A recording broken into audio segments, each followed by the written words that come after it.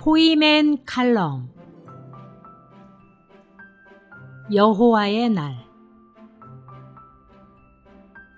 오늘은 요엘서에 나오는 여호와의 날에 대해서 회복력 각조와 라이프스타디를 통하여 배운 내용을 소개하려고 합니다. 여호와의 날. 요엘서는 여호와의 날에 대해 말합니다. 요엘서의 여호와의 날은 신약에서는 주님의 날이며 또한 하나님의 날이기도 합니다. 여호와의 날은 대환난으로 시작하여 백보자에서의 심판으로 끝날 것입니다. 이 날은 주님께서 하늘들과 해와 달과 별들과 땅과 사람들과 사탄과 귀신들을 심판하시고 통치적으로 다루시기 위한 여러 재난과 재앙으로 이루어지는데, 그 결과 땅과 온 우주는 그분의 영원한 왕국을 위해 새 하늘과 새 땅이 도래할 수 있도록 깨끗하게 정리될 것입니다. 여섯째 봉인부터 천년왕국이 시작될 때까지 기간은 3년 반 남짓 될 것이며, 이 기간의 대부분은 대환난일 것입니다. 크고 흰 보좌에서의 심판은 천년왕국 후에 있을 것이므로 주님의 날은 1000년 플러스 3년 반, 즉 1003년 반 동안 지속될 것입니다. 구약에서 이스라엘 자손에게 주어진 여호와의 날은 주로 통치적인 심판의 의미로 사용됩니다. 주님께서 오시기 전까지는 사람의 날인데, 이것은 주님께서 오실 때까지는 사람이 심판하기 때문입니다. 주님께서 오신 후에는 주님의 날이 될 것입니다. 주님의 날은 주님의 임재와 모든 심판으로 시작하여 백보자에서 사람들과 귀신들에 대한 심판으로 끝마치게 될 것입니다. 그리스도의 심판대. 주님의 파루시아는 대환난 전에 이기는 성도들이 하늘에 있는 하나님의 보좌로 휴거될 때 시작될 것입니다. 그런 다음 주님은 땅과 땅 위에 있는 것들과 천체와 하늘들을 심판하실 것입니다. 이것은 대환난의 시작이 될 것입니다. 대환난은 온 땅에 거하는 사람들, 곧 유대인들과 대환난 동안 남아있는 그리스도 안에 믿는 이들을 포함한 모든 사람들에게 시련의 때가 될 것입니다. 대환난 끝에 이기는 이들과 함께 하시는 그리스도의 파루시아는 공중에 임할 것이고, 죽은 성도들은 부활하여 대환난을 통과하게 될 대부분의 살아있는 믿는 이들과 함께 휴거되어 공중에서 주님을 만나게 될 것입니다.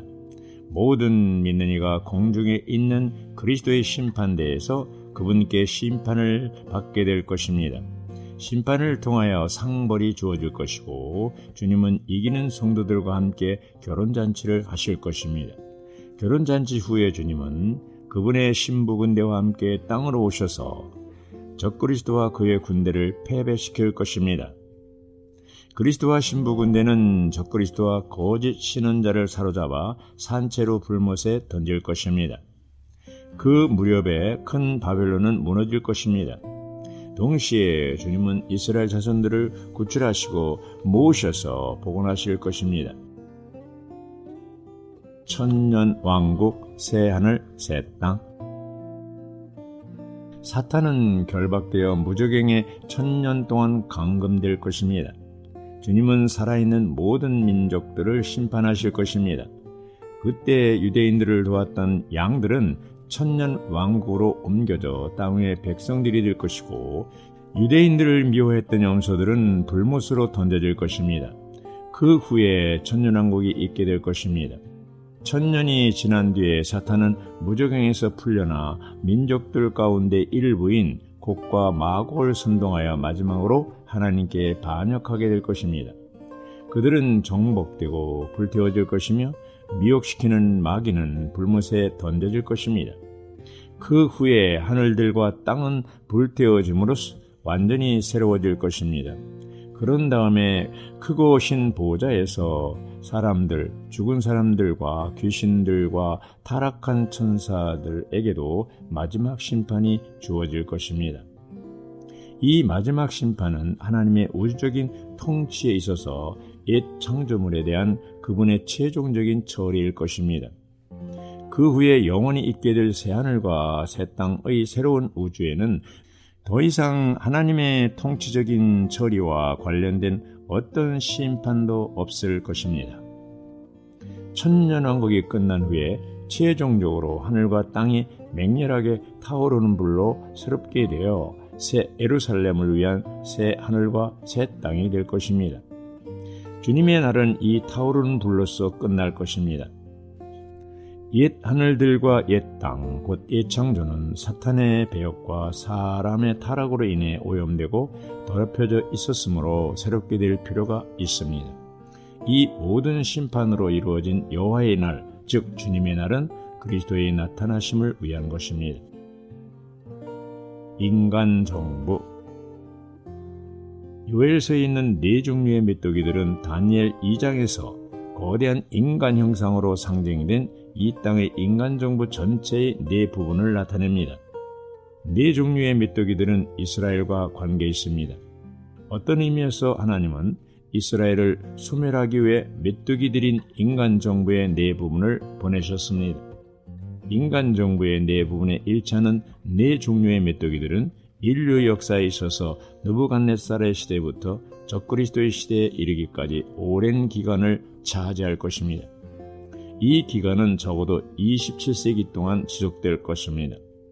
느부갓네살의 시대로부터 적그리스도의 시대까지 오랜 시간 동안 유대인들에게는 나라도 없고 왕도 없고 제사장들도 없고 신원자들도 없고 하나님을 경배할 수 있는 성전도 없을 것입니다. 오늘날에도 유대인들은 여전히 인간 정부의 메뚜기들에 의해 소멸되고 있습니다. 그들은 주님이 다시 오셔야 구원받을 것입니다. 인간 역사 안에 있는 신성한 역사. 요엘서에서 우리는 하나님의 역사와 인간 역사를 봅니다. 네 종류의 메뚜기들을 통하여 아주 오랜 세월 동안 이스라엘을 소멸시키고 있는 것은 하나님의 경륜에 따른 것입니다. 로마 제국 시대의 예수님은 육신으로 이 땅에 오셨고 인생 33년 반을 사셨으며 십자가에 못 박히셨으며 교회를 산출하시기 위해 부활하셨습니다.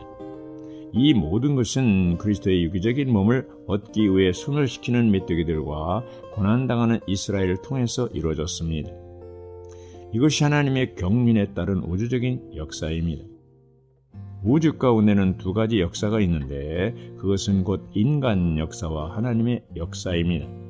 껍질인 인간 역사는 쉽게 볼 수 있습니다.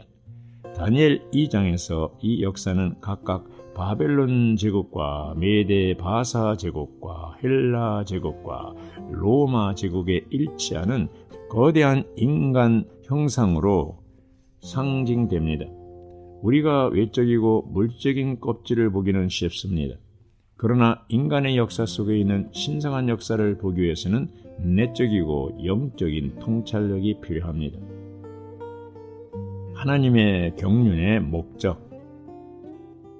하나님의 경륜의 목적은 하나님과 사람으로 이루어진 하나의 단체적인 실체를 얻어서 영원토록 그분의 표현이 되게 하는 것입니다. 이러한 신성한 역사는 하나님의 경륜으로 시작되었습니다. 신성한 역사는 그리스도의 성육신과 인생으로 계속되었습니다. 오늘날 우주를 창조하신 그 하나님이 동정녀의 태 속에 성령으로 잉태되셨으며 태어난 아기는 완전한 하나님이며 온전한 사람이 되셨습니다. 그리스도의 성육신과 그분의 인생은 둘 다 신성한 역사, 곧 사람의 역사 안에 있는 하나님의 역사의 부분들입니다. 때가 되어 주 예수님은 자원하여 십자가로 가셨습니다. 그분의 죽음은 만유를 포함한 죽음이었습니다. 그분의 죽음은 그분을 부활 안으로 들어가게 했습니다. 그분은 부활 안에서 하나님의 맏아들이 되셨습니다. 그분은 부활을 통해 생명 주는 영이 되셨습니다. 그리스도의 부활을 통해 수많은 사람들이 하나님에 의해 태어나고 거듭나서 하나님의 아들들이 되었으며 그리스도의 몸인 교회가 되었습니다.